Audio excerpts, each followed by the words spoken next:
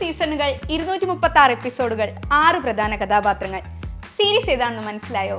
ചാൻഡലറും ജോയിയും മോണിക്കയും റോസും റേച്ചലും ഫീബിയും എല്ലാം ചേർന്ന നമ്മുടെ സ്വന്തം ഫ്രണ്ട്സ്.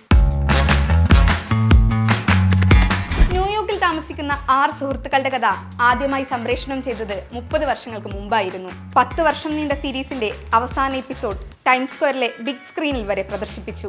അന്നുവരെയുണ്ടായിരുന്ന പല റെക്കോർഡുകളും തകർത്ത് ഫ്രണ്ട്സ് ലോകമെമ്പാടും ആരാധകരെ സൃഷ്ടിച്ചു. പിന്നീട് പല സിനിമകളും സീരീസുകളും ഉണ്ടായെങ്കിലും പലരുടെയും മനസ്സിൽ ഫ്രണ്ട്സിന്റെ തട്ട് താണു തന്നെയിരിക്കും.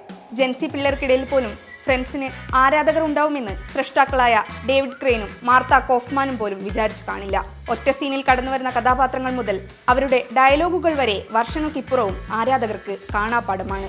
തിരശീലയിലെ 6 കൂട്ടുകാർ ജീവിതത്തിലും ആ സൗഹൃദം തുടർന്നു പോന്നവരായിരുന്നു. 2021 ഫ്രണ്ട്സ് ദ റീയൂണിയൻ എന്ന പേരിൽ അവർ വീണ്ടും പ്രേക്ഷകർക്ക് മുന്നിലെത്തി. പഴയ കോഫി ഷോപ്പിലും അപ്പാർട്ട്മെന്റുകളിലും കളിതമാശകളും കണ്ണീരുമായി അവർ വീണ്ടും കണ്ടുമുട്ടി. 6 പേരും ഒന്നിച്ചുള്ള അവസാന ഫ്രെയിമായിരുന്നു ആ റീയൂണിയൻ.